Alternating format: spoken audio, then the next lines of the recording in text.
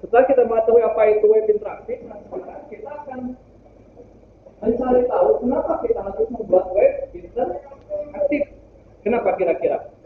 Tadi kan kita sudah tahu ya web interaktif itu salah satu contohnya Facebook, ya kan? Lalu apa lagi?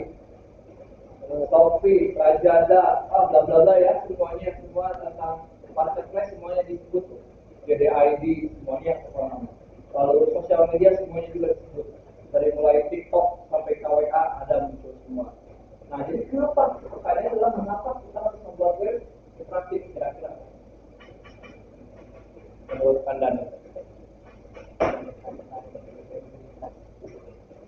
Nah, tadi kan sudah disampaikan, web interaktif dapat website yang dapat berkomunikasi antara satu pengunjung dengan pengunjung lain, benar kan? Jadi misalkan Facebook kan ya, kita kan bisa chattingan ya dengan sesama pengguna Facebook ya.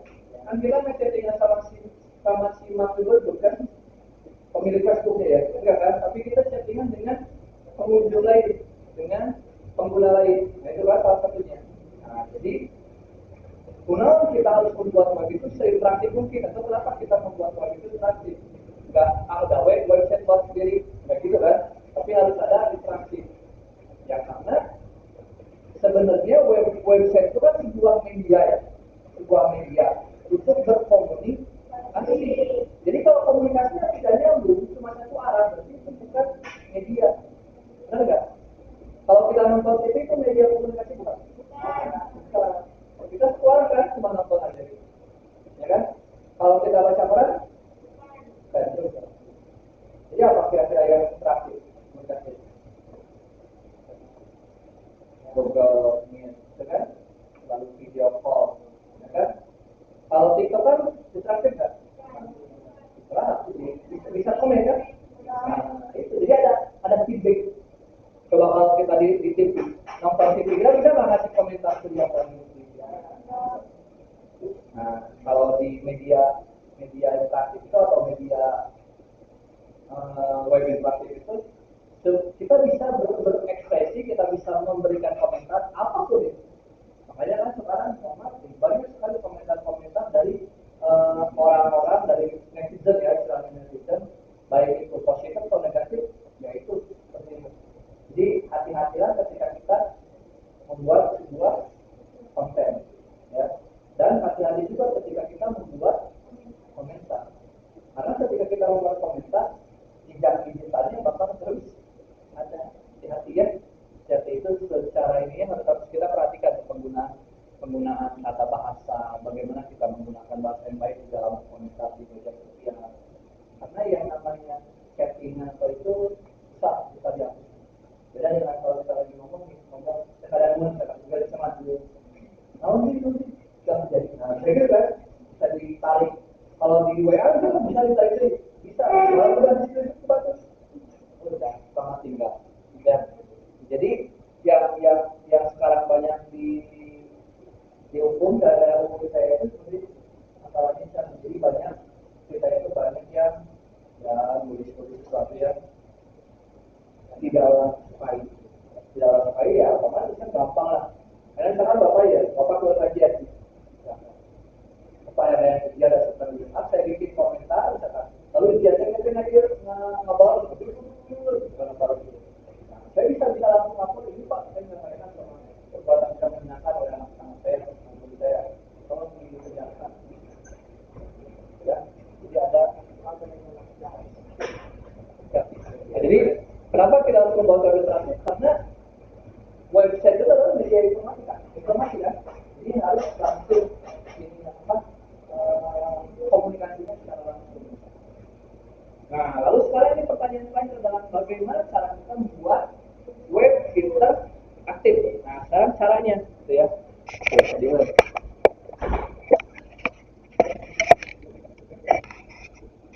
mengumpul. Nah, gitu. Halo. Oke, bagaimana cara membuat web interaktif? Nah, sini. Oh iya, ini dulu, pengertiannya dulu. Tadi pengertian ini ya, fungsi akhirnya ini.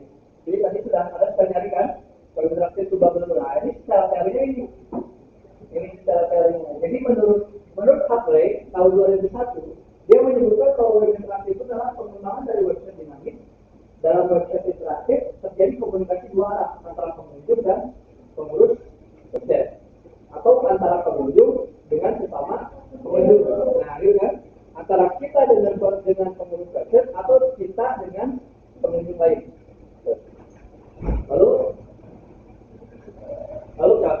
Lalu gimana disimpannya? Apa salah satu komponen itu? Yang pertama e-learning, merupakan satu jenis cara belajar mengajar siswa ya. Nah, ini menurut dari Hackney. Di tahun 2001 sudah disebutkan tuh ada web interaktif. Padahal sekarang boomingnya web interaktif sekarang kan.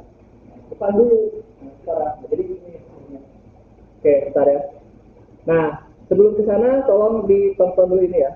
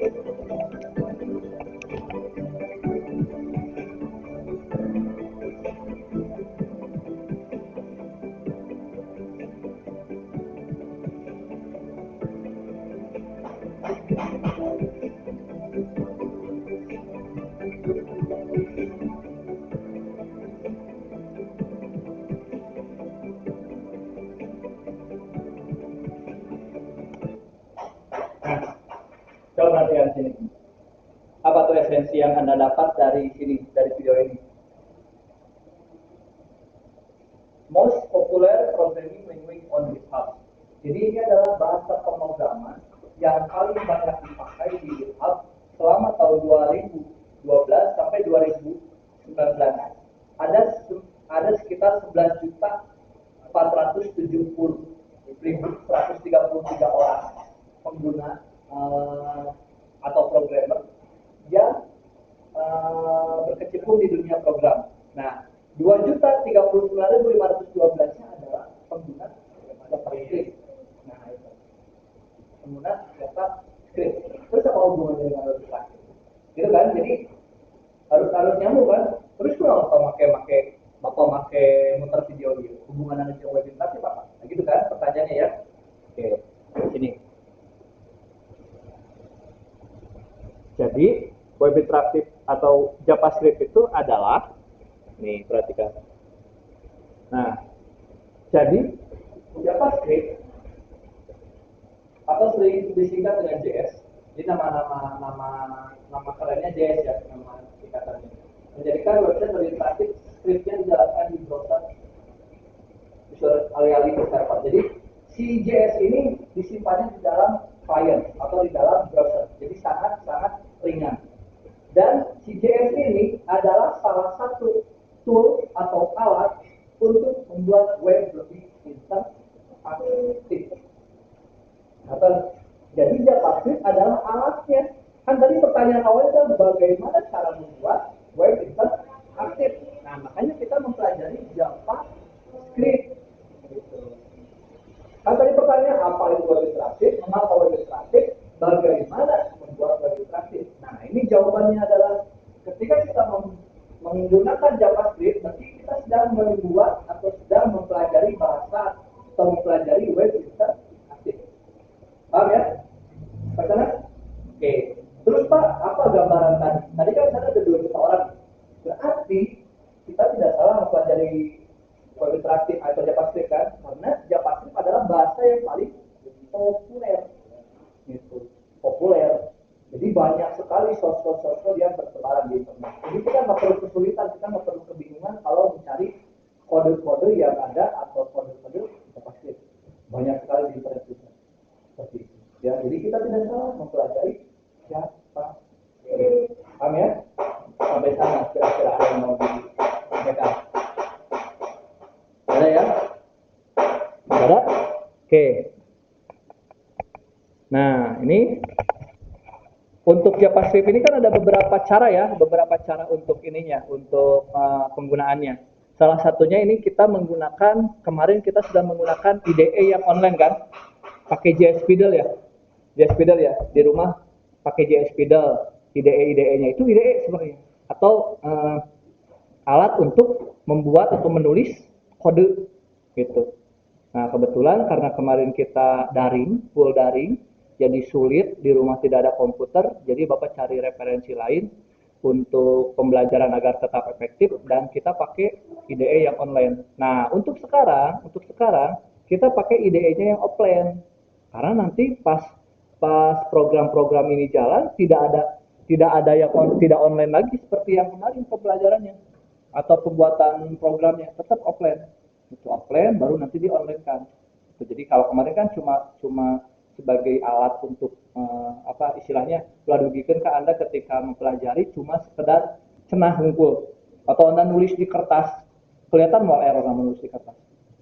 Enggak, jadi harus langsung implementasi. Nah, ini cara kita membuat atau memanggil kode JavaScript. Nah, di sini ada cara memanggil kode JavaScript. Yang pertama di sini kita buat dulu HTML-nya ya. HTML-nya buat dulu. Itu di Sublime kan tinggal langsung ya, tinggal tulis HT, enter langsung keluar. Nah, aku Bapak tadi tuliskan di Pak ya di umur yang edan tuh kayak setelan tuh. Nah, iya tetap ya. Ada tetap. Cuma di sini kan Bapak cuma nyorotnya ke sini aja kan. Bapak nyorotnya ke JavaScript itu ya. Nah, JavaScript itu disimpan di antara body. Di dalam body. Intinya ya. Jangan salah nih ada jangan salah. Harus di dalam body. Jangan keluar dari body. Masuk dalam body. Lalu di sini penulisan JavaScript diawali dengan script nih. Lalu language. Ada nih kemarin banyak yang salah ngetik lah. Bapak paham nggak ngetik di HP mau pagi sok tipon ya. Kemudian ngetik program nah HP-nya ngetik Java nggak sesuai riweuh kemana ya. Makanya aku Bapak gini, Pak, error kieu, bingung kan Bapak. Ya udah kirim aja linknya kan. Kalau Bapak lagi agak santai kemarin langsung Bapak kirim linknya sih salah benar gitu kan. Langsung di komen gitu. Nah, ini script language sama dengan JavaScript. Nah, ada di penulisannya J-nya besar, S-nya besar. Wajib. Pak Kumaul Alif, mana cobian? Ya kan? Cobian aja. Apa hasilnya? Kalau misalkan ininya tidak sesuai. Paham sampai sana? Paham ya? Oke. Next. Nah, ini. Nah, kalau tadi kan cara memanggil JavaScript-nya. Nah, ini sudah masuk ke dalam penulisan string atau penulisan teks pada JavaScript. Jadi diawali dengan document. Nah, tadi document teks panggilnya. Write artinya dokumen tolong tulis gitu kan. Kalau di bahasa Indonesia kan gitu. Hey dokumen, maksud dokumen itu dia nyuruh ke HTML. Hey dokumen HTML, tolong tulis apa yang ditulis ini teks antara ini yang ada di dalam kutip. Pak kutip petik boleh sama aja, petik sama. Ya, yang lain silakan. Nah, jadi si JavaScript akan membaca ini aja dari sini sampai sini. Hari kurung dibaca semua. Hari dokumenan dibaca semua. Hari script dibaca semua. Paham ya? Jadi si browser cuma baca ini aja. Ini hasilnya kan? Assalamualaikum, ini kode Java. pertanyaan dulu sampai sini. Kebayangnya? Kebayang lah. Kebayang. Oke, narasa pas ke praktek. Oke, ini kan next ya dulu. Nah ini yang selanjutnya, nah ini ada tipe data. Kalau tadi kita cuma nulis kodenya aja kan, kodenya aja, atau ini aja nih. Assalamualaikum, ya kan? Nah sekarang di sini kita mau menambahkan sebuah variabel atau tipe data ya, ada tipe data. Tipe datanya tipe data karakter. Nah ini tipe data karakter itu disimbolkan dengan tanda kutip ya, kutip. Jadi di dalam tanda kutip di sini, kalau misalkan di sini ada yang ini misalkan kutip lalu ada teks, nah ini berarti ini adalah variabel atau tipe data karakter. Kalau variabel mana? Ini kan var nama. Ini variabelnya kan var nama. Jadi di sini diawali dulu dengan var, berarti var itu adalah variabel. Lalu nama ini adalah nama variabelnya. Lalu ini bisa adalah nama atau isi variabelnya. Jadi ada nama variabel, ada isi variabel. Ya. Kalau isi variabel yang ada dalam kutip, kalau karakter. Nah, ada perbedaan, perhatikan sini. Nah, coba di sini. Pak, ini ada 3 variabel nih. Variabel nama, variabel nilai 1, variabel nilai 2. Variabel nama isinya sudah, ini tipe data karakter. Variabel nilai 1 sama dengan 75. Ini tanpa kutip kan? Tanpa kutip ya. Berarti otomatis ketika kita menulis sebuah variabel dengan isi angka tanpa kutip, itu dianggap langsung menjadi sebuah tipe data number. Jadi kita nggak perlu menyebutkan ini adalah tipe data number, nggak usah. Karena secara otomatis sih yang pasti akan membaca ini adalah tipe data number secara otomatis. Paham ya? Lalu di sini nilai 2 80. Nah, baru di sini panggil dokumen dot write nama siswa, kata nama siswa titik 2 kutip. Nah, tutup dulu. Lalu nama ini dari mana? Dari sini kan? Dari sini enggak. Nah, apa ini ada tulisnya? Plus ini penanda kalau misalkan dari string atau dari ini pindah ke variabel. Paham nggak? Ini kan beda warna juga kan? Ini teks biasa, kalau ini variabel, teks variabel. Jadi kita panggil ini. Jadi apapun yang ada di sini dia akan dimasukkan di sini. Ya. Tuh. Lalu sini nilai pemrograman web, nilai 1. Yang ini kan? Berarti yang di sini angka berapa? 75 kan? Bukan nilai 1 kan? 75 kan? Lalu di sini nilai basis total berapa? 80 kan? Bukan nilai 2 kan? Nah, lalu di sini nama siswa ninja kan? Bukan nama kan? Nah, jadi yang dipanggil, yang dicetak di dalam program itu bukan nama variabelnya nanti, tapi isi variabelnya. Nah, tipe data nomor tidak menggunakan kutip. Ini yang membedakan penggunaan tipe data nomor dan karakter. Jadi kalau kita nanti menemukan sebuah tipe data dengan kutip, itu pasti kita nggak usah mikir lagi kalau ini karakter. Udah pasti. Meskipun misalkan gini, aku malam di sini ada dia kutip 70. Karakter atau nomor? Karakter. Meskipun angka dalamnya, tapi ada kutip dianggapnya karakter. Jadi jangan dulu lihat isinya. Lihat dulu, oh iya, meskipun isinya angka misalkan ada 80, 90, tapi ini ada kutip, ya dianggap sebagai karakter. Atas, salah ya? Itu esensinya tuh. Itu yang nggak akan kita dapat di daring. Ya kan? Di daring mah jika udah oke. Pada mau ngomong gitu. Mau di pademan kamera nama. Udah. Ya kan? Iya.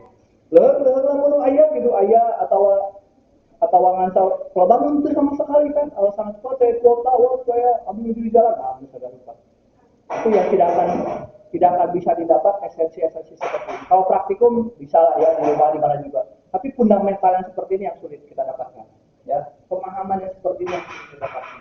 Karena kode-kode itu banyak di internet juga. Ya, coding itu banyak di internet. Karena nggak tinggal klik saya butuh ini ada. Tapi yang fundamental seperti ini nggak dapat. Ya, oke. Nah ini tipe data boolean terakhir. Tipe data boolean ini cuma 2, true dan false. Ya, var apa true kan? Var benar, true. Var salah, false. Jadi kalau misalkan saya nulis di sini write, dokumen write A. Apa yang keluar tadi? True ya. Kan? True kan? Jadi kalau si Boolean mah tidak ada yang lain, cuma true, false itu aja. Yes, no itu aja. Ya. Tuh, jadi ada 3 tipe data ya. Tipe data apa tadi? 6 ber, tipe data karakter, tipe data catat, catat, tipe data number, tipe data karakter, tipe data boolean. Tadi tipe data karakter harus pakai apa? Kunci. Tipe data number tidak perlu pakai kunci, ya kan? Nah, ini cara penulisannya seperti ini.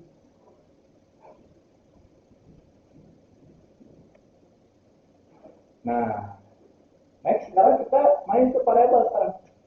What's the meaning variable? Variable is wadah. Ada yang punya wadah? Ada.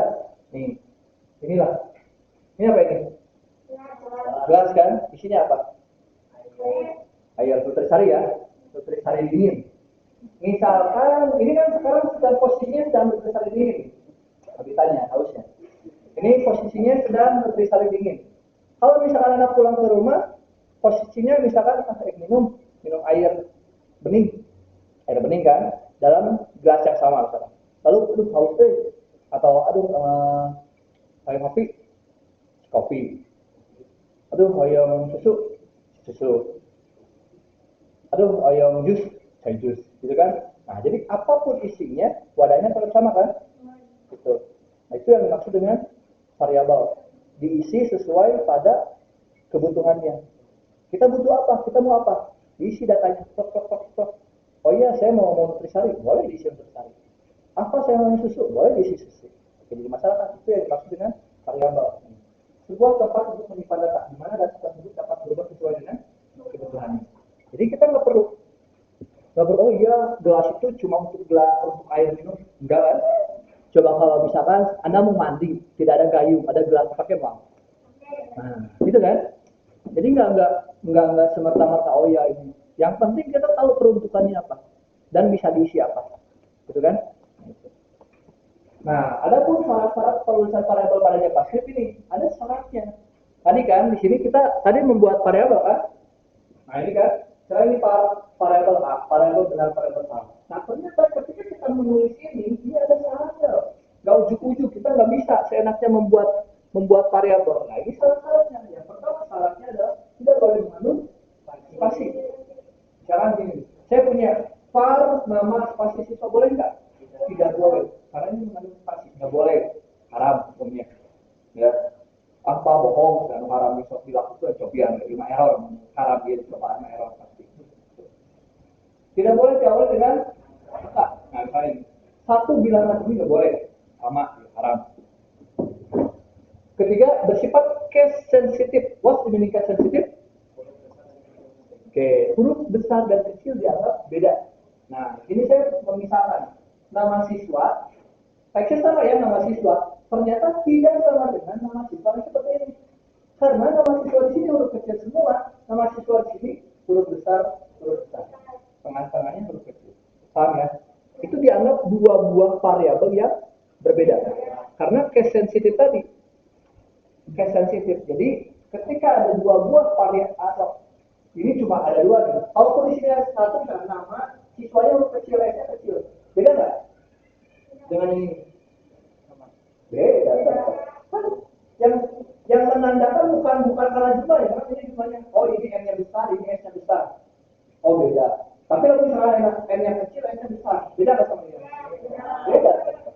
Mau dimanapun posisinya beda. Itu yang maksud dengan case sensitive. Paham ya? Oke. Lanjut. Nah ini operator-operator ya. Ini sudah di pemrograman dasar sudah ya. Ada tambah, kurang, bagi, kali dan sebagainya. Ini udahlah nggak usah di ini lagi. Nah cuma ini mungkin cara-caranya masih sama seperti yang di Python ya.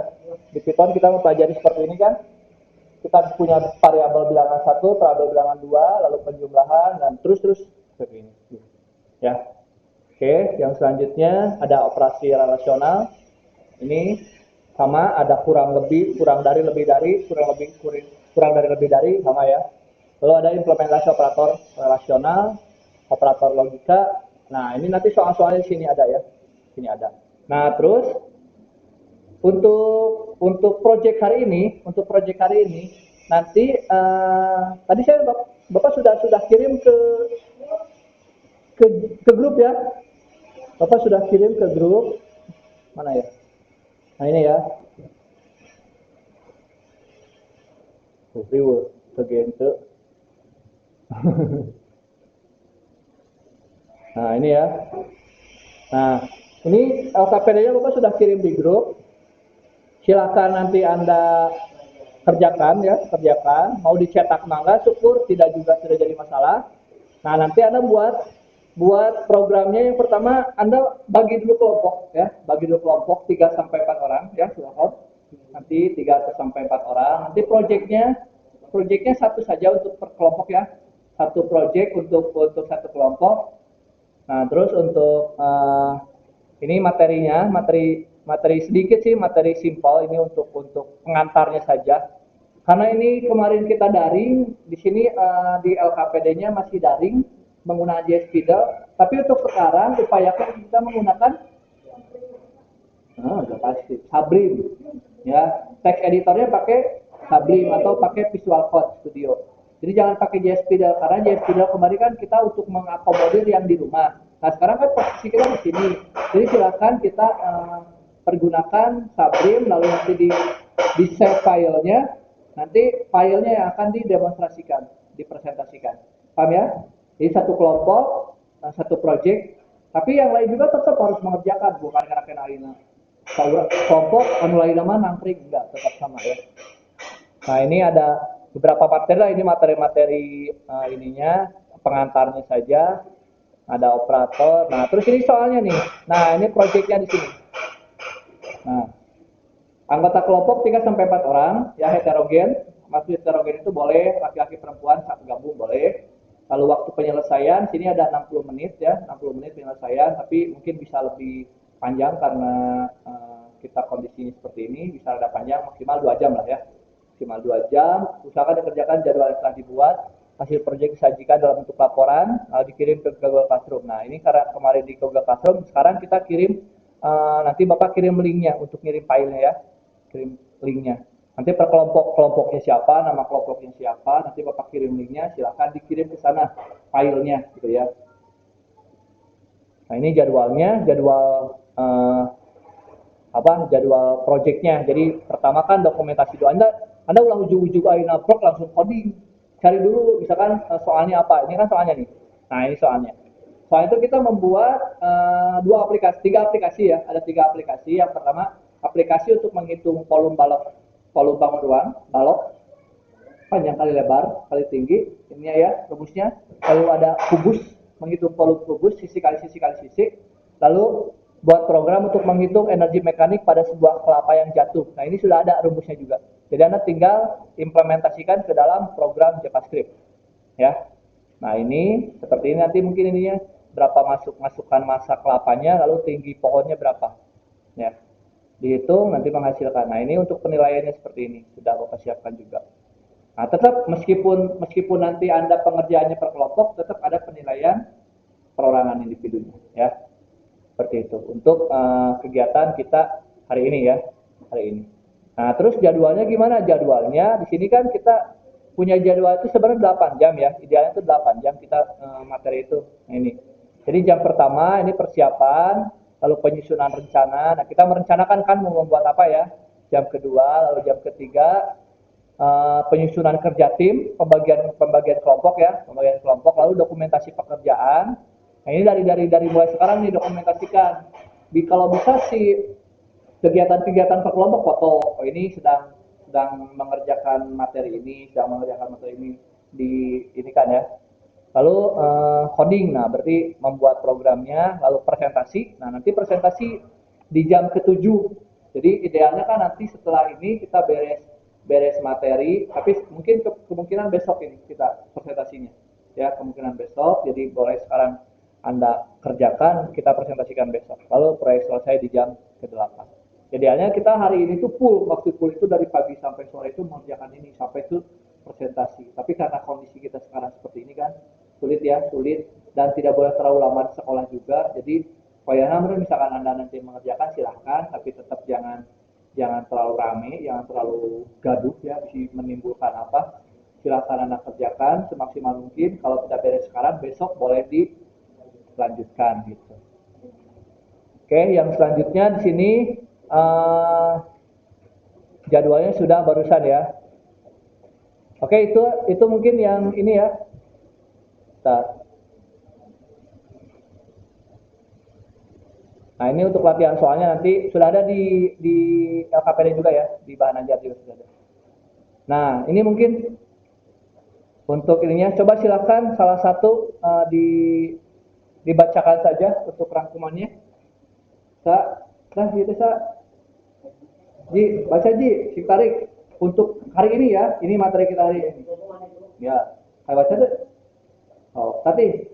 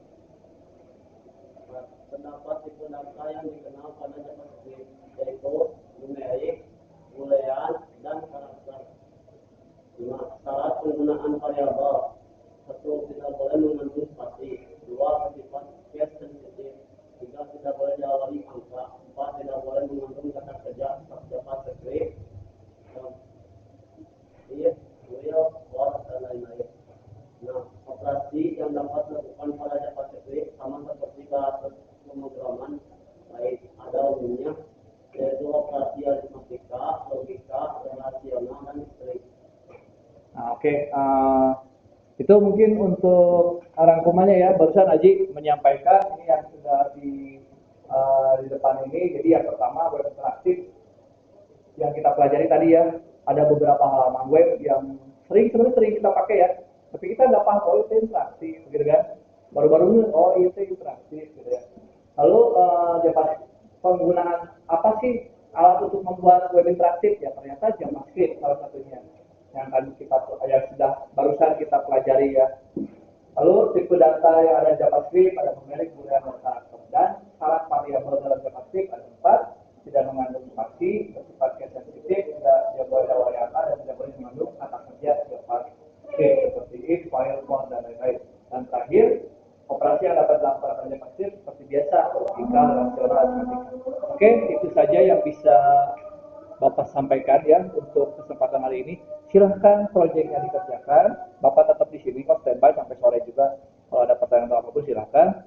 Cuma untuk presentasi akhirnya mungkin bisa kita laksanakan besok ya. Oke, untuk menutup kegiatan kita hari ini, karena minggu depan atau mungkin Kamis ya, hari Kamis mudah-mudahan ada kesempatan untuk luring lagi. Kita akan mempelajari yang pemilihan if else sama switch ya. Oke, untuk menutup kegiatan kita hari ini silakan ditutup dengan doa aja di ini dulu di pimpin doanya.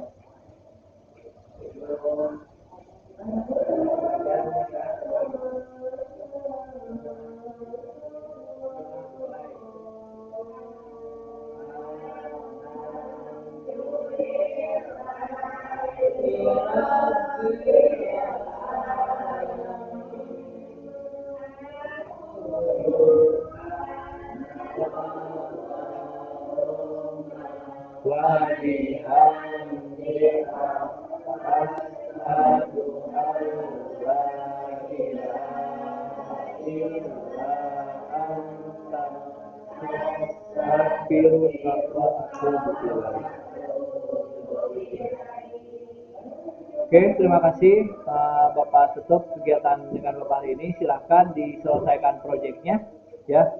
Silakan proyeknya untuk bertemu lagi nanti di kesempatan yang akan datang. Terima kasih. Assalamualaikum warahmatullahi wabarakatuh.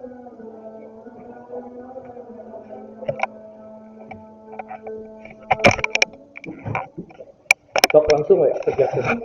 Kalau lahar untung santai kalau di besok ini kita tuh beres. Lebar di ongkos kata